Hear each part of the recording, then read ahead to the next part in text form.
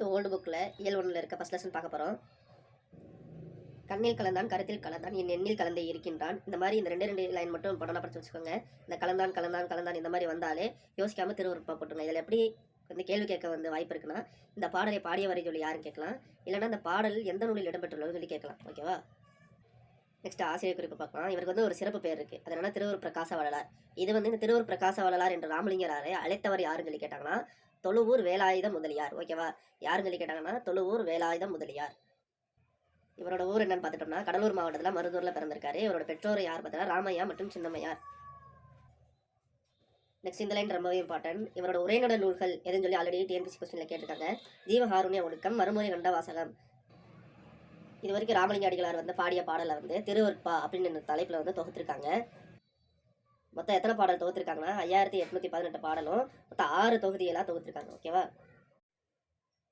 அந்த 6 தொகுதியையும் 6 திருமுறைன்னு சொல்லி சொல்லுவாங்க. இப்போ நான் சொல்கிற பண்ண நோட் பண்ணிக்கோங்க. இந்த 6 திருமுறையில் 5வது திருமுறை வந்து தெய்வமணி மாலை. இது அதிக டைமில் டிஎன்பிசி கொஸ்டினில் கேட்டிருக்காங்க.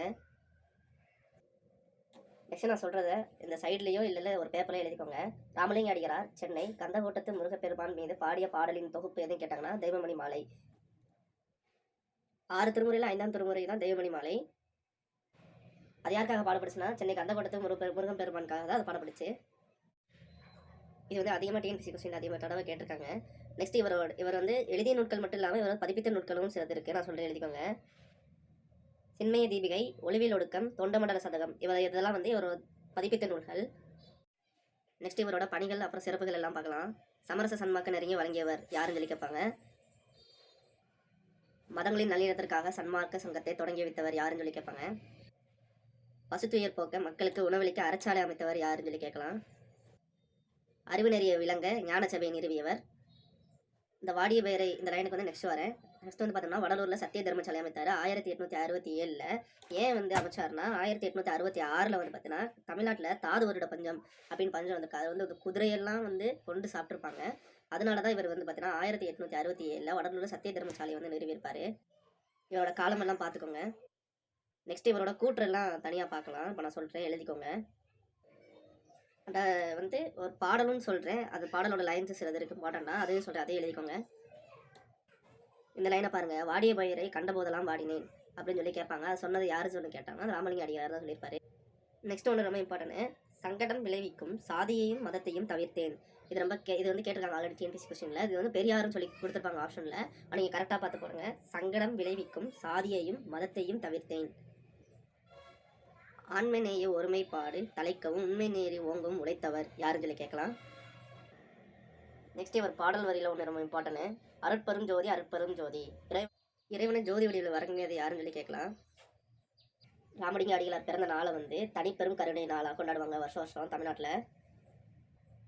ஸோ சைடில் எழுதி வச்சுக்கோங்க. அக்டோபர் 5 தனிப்பெரும் கருணை நாள்னு. நெக்ஸ்ட் நம்ம தேர்ட் லெசன் வந்துடலாம். என்ன திருக்குறள் எடுக்கலன்னு சொல்லி நினைக்காதீங்க. நான் கண்டிப்பாக 6th to 12th old and நியூவில் தனித்தனியாக நான் வீடியோ போடுறேன். பிகாஸ் தமிழுக்கு மட்டும் நம்ம இம்பார்ட்டன்ட் இல்லை, திருக்குறள் யூனிட் 8க்கும் ரொம்ப இம்பார்ட்டன்ட் தான். நெக்ஸ்ட் ஓவேசா பற்றி பார்க்கலாம். இதெல்லாம் படித்து வச்சுக்கோங்க. ஓலைச்சுவடிகள் பாதுகாக்கப்படும் சில இடங்கள். இதில் ஆட் ஒன் அவுட் மாதிரி கேட்டுடலாம். இதில் வேறு ஏதாவது நூலகத்தை கொடுத்துட்டு அந்தந்த தவறாத ஒன்றை தேர்ந்தெடுக்க அந்த மாதிரி சொல்லி கொடுத்துடலாம். ஓகேவா? நெக்ஸ்ட்டு இங்கே இருக்கிறது எல்லாமே இம்பார்ட்டன்ட். இதெல்லாம் இவர் பதிப்பித்த நூல்கள். இதெல்லாம் ரொம்ப இம்பார்ட்டன்ட், நம்ம படித்து வச்சுக்கோங்க. இவர் பிறந்த மாவட்டம் வந்து திருவாரூர் மாவட்டத்தில் உத்தமதானபுரம். இவரோட இயற்பெயர் வேங்கடரத்தினம். இவரோட ஆசிரியர் மகாவித்வான் மீனாட்சி சுந்தரனார். மகாவித்வான் மீனாட்சி சுந்தரனார் தான் இவருக்கு சாமிநாதர் அப்படின்ற பெயரை வந்து சூட்டியிருப்பார். இவரோட காலமெல்லாம் பார்த்துக்கோங்க. நெக்ஸ்ட் அவரோட வாழ்க்கை வரலாற்றை வந்து ஆனந்த விகடன் அந்த இதழில் வந்து ஒரு தொடராக வெளியிட்டார். நெக்ஸ்ட் வந்து அது வந்து ஒரு புக்காகவே போட்டாங்க. என் சரிதம் அப்படின்ற பேரில் வந்து புக்காக வந்து போட்டு வந்து வெளியிட்டாங்க. ஆனந்த விகடனோட ஃபவுண்டர் யாருன்னு பார்த்தோன்னா பூதூர் வைத்தியநாதையார். நெக்ஸ்ட் இதை படிச்சுக்கோங்க. ஓவேசா வந்து நினைவில் வந்து உத்தமநாதபுரத்தில் இருக்குது. அவர் பிறந்த ஊரில் தான். டாக்டர் ஓவேசா நூலகம் வந்து 1942 வந்து சென்னையில் தொடங்கினாங்க. நடுவண் அரசு இவருக்கு வந்து ஒரு சிறப்பு அஞ்சல் தலை வெளியிட்ட ஆண்டு வந்து 2006. ஸோ நெக்ஸ்ட் லெசன் பார்க்கலாம். ஒரு துணைப்படம் தான். இதில் எந்த இதுவுமே இம்பார்ட்டண்டாக எதுவுமே இல்லை. நெக்ஸ்ட் இது ஒன்று மட்டும்தான். காகிதத்தில் உருவங்கள் செய்யும் கலையை ஜப்பானியல் ஓரிகாமி என்று கூறுவார்கள். அவ்வளோதான். இதில் வேறு எதுவுமே இம்பார்ட்டன்ட் இல்லை.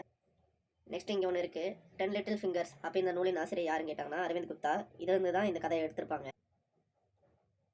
நெக்ஸ்ட் வந்து இலக்கணம் எதுவும் ஓல்டு புக்கில் படிக்கணும்னு அவசியம் இல்லை, ரொம்ப இம்பார்ட்டன்ட் எதுவுமே இல்லை, இதுலேருந்து வரதுக்கு இது சான்ஸும் இல்லை.